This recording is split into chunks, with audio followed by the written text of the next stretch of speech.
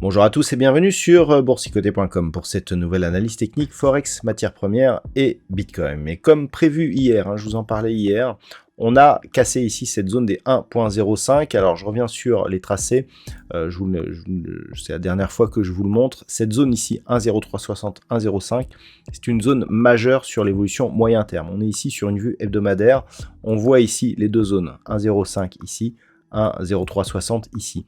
Ces deux niveaux ici ont été des points de retournement sur les tendances moyen-long terme. Le fait que, après les avoir franchis, on revienne au-dessus de ces deux zones, nous indique qu'on n'est pas ici sur un overlap où ces zones de support se seraient transformées en résistance. Donc la symbolique est très forte. On a des cours qui remontent donc, je dirais, de niveau qui était tout de même inférieur à la parité.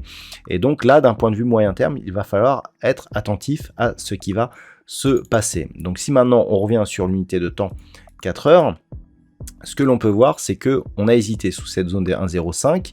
On est revenu ici chercher un retracement de Fibonacci. Et puis au final, suite au discours de Jérôme Powell, eh bien, c'était attendu, je vous l'ai annoncé hier, on a ici franchi cette zone des 1.05. On devrait confirmer, mais cette zone est tellement technique qu'on peut avoir ici encore quelques hésitations. Toujours est-il que, d'un point de vue global, on a ici une impulsion, consolidée ici sur un retracement inférieur au retracement des 38,2% de Fibonacci, qui casse ici cette zone de point haut. Donc si on valide ici la rupture de cette zone des 1.05 et si on persiste à évoluer au-dessus de cette zone, eh bien on peut donc effacer cette phase de retracement pour tracer les extensions de Fibonacci et trouver donc l'objectif de ce nouveau mouvement haussier. Cet objectif, il nous est donné par l'extension de Fibonacci pris sur la phase de consolidation, 1.0641.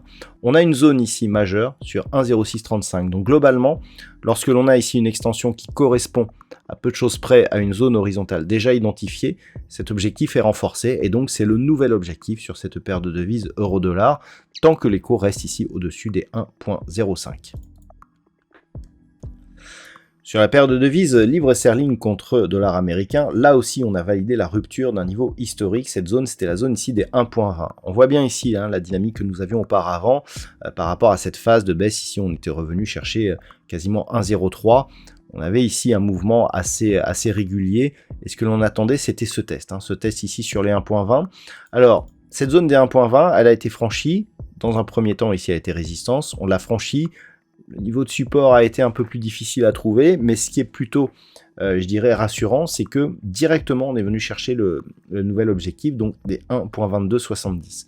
Là aussi, d'un point de vue, je dirais, un peu plus long terme, il faut voir à quoi ces niveaux correspondent. Ici, le dernier contact sur cette zone comme résistance, c'était juste avant l'accélération ici qui avait abouti à la rupture des 1.1740. Ensuite, on avait ici accéléré, et là, on est toujours sur le mouvement de retournement. Le retournement ne sera totalement validé que si on casse cette zone des 1.2270. Donc on avait deux éléments à surveiller, 1.20 étant une zone historique sur cette paire de devises, puis 1.2270 pour valider ici ce retournement technique. À noter que la phase de baisse a été beaucoup plus rapide que le rebond, donc ce rebond sera moins solide que si la hausse ici avait été plus forte. Mais on est en train d'inverser ici une dynamique qui, d'un point de vue moyen terme, reste fortement baissière. Vous voyez qu'ici, on est sur un sacré trend. Et donc, la cassure ici de cette zone des 1.2270 pourrait justement nous permettre de voir, je dirais, cette paire de devises sur avec une autre perspective, donc un peu plus haussière pour la suite. Donc c'est un niveau à surveiller, c'est un niveau majeur, donc le franchissement peut se faire après quelques hésitations, mais en tout cas ce qui est notable, c'est qu'on est ici sur une nouvelle dynamique haussière qui valide le franchissement et le retour des cours au-delà de la zone des 1.20. Sur l'or, là aussi, on valide une reprise de mouvement haussier. Rappelez-vous, je vous indiquais que cette impulsion ici était en mesure de nous redonner de l'air et de nous refaire regarder à la hausse donc sur le métal jaune. Là aussi, d'un point de vue moyen terme, on est ici sur des niveaux qui peuvent nous donner des signaux de retournement majeurs. On était sur une dynamique ici qui était baissière. On a eu plusieurs contacts ici sur une zone proche des 1620 $ l'once. Le premier élément ici, la rupture des 1730, était donc le premier élément d'un potentiel retournement. On avait vu d'ailleurs qu'on était venu chercher le 38,2 et donc la zone horizontale des 1730, donc validée. Et ensuite, on a recassé ici 1780,50. Donc globalement, l'autre zone à surveiller, ça va être cette zone des 1807, qui avait été déjà résistante ici sur cette phase. Et globalement, si on casse cette zone, eh bien, on sera sur un mouvement de retournement majeur, avec donc une possible poursuite ici en direction je dirais, de mouvements moyen terme qui pourraient nous ramener sur des niveaux proches des 2000 $ l'once.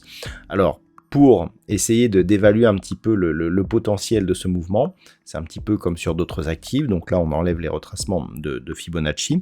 Le retracement de Fibonacci est donc mesurer les extensions sur la phase de consolidation. Et donc l'objectif ici nous est donné à 1828,06.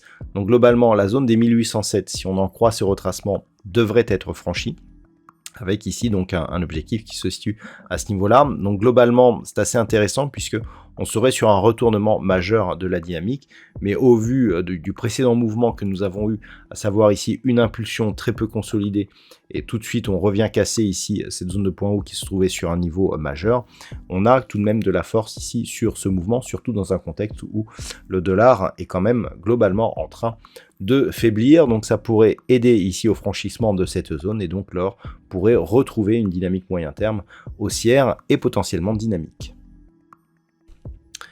Au niveau du WTI, eh bien, on est toujours ici sur une oscillation qui, après le contact sur la zone des 75 $ le baril, tente ici de remonter.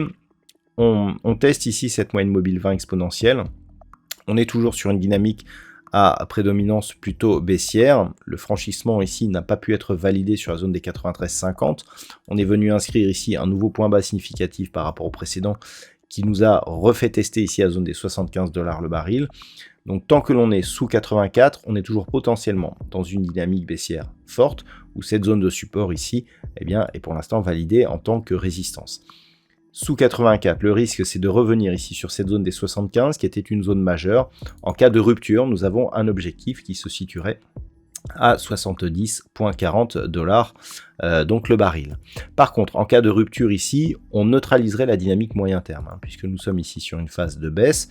Si on s'ouvre un range ici 75, 93, 50, c'était d'ailleurs une projection sur les premières oscillations ici qui est restée au-dessus des 84, eh bien on validerait donc la poursuite de cette dynamique et donc on neutraliserait totalement la dynamique moyen terme. Par contre, il faudrait durablement ici osciller autour de la zone des 84. Donc pour l'instant, ça reste baissier avec un risque de retour ici sur la zone des 75 $ le baril, avec donc en cas de franchissement, eh bien une possible poursuite en direction des 70 $ le baril.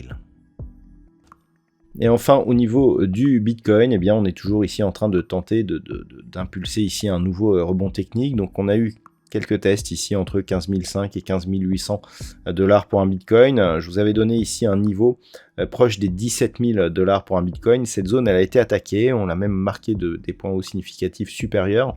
Mais ça reste un mouvement qui est relativement faible. Là, on voit la cassure, on tente ici, on marque des petits points hauts et puis hop, tout de suite on redescend. Donc pour l'instant, on est encore sur un mouvement qui peut appeler une poursuite du mouvement haussier, puisqu'on voit ici ce niveau intermédiaire de résistance qui semble vouloir agir comme support. Mais c'était encore très très faible, et au vu du mouvement que nous avons eu auparavant, qui a été très rapide et très puissant, le fait, c'est un petit peu comme quand on était sur cette phase ici, où les cours évoluaient autour des 20 000 $ pour un Bitcoin. On n'avait pas de rebond significatif qui laissait penser que l'on pourrait revenir sur les 30 000. Là, c'est pareil. On a eu un très fort mouvement. Les mouvements ici de rebond sont très très faibles et on ne voit pas encore comment, à partir de ces mouvements, on pourrait revenir sur la zone des 20 000. Donc globalement, le risque reste baissier. On le voit au niveau des retracements de Fibonacci. On est à peine ici sur le retracement à 23,6% de la précédente phase de baisse. Donc globalement sur un mouvement technique. Et donc en cas de retour ici sous la zone des 17 000, on pourrait à terme revenir ici tester les 15 008 et pourquoi pas casser cette zone pour de nouveaux plus bas. C'est pour l'instant le scénario en tout cas à prendre en compte en priorité. Voilà donc ce que l'on peut dire sur l'analyse technique de ces principaux actifs Forex, matières premières et crypto-monnaies. Je vous souhaite de passer une très bonne soirée. On se retrouve dès demain pour d'autres analyses techniques et un trading live toujours sur le site boursicoté.com.